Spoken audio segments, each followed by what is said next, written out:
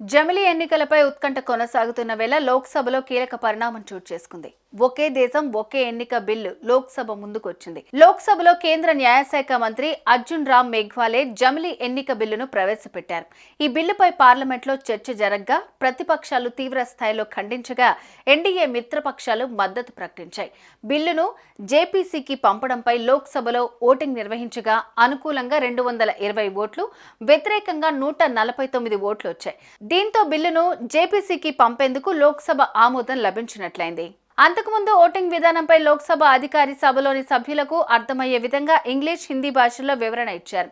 అనంతరం ఈ ఓటింగ్ జరగ్గా 369 మంది సభ్యులు ఓటింగ్లో పాల్గొనగా 220 మంది సభ్యులు డివిజన్కు ఎస్ చెప్పారు. అలాగే 149 మంది సభ్యులు నో చెప్పారు.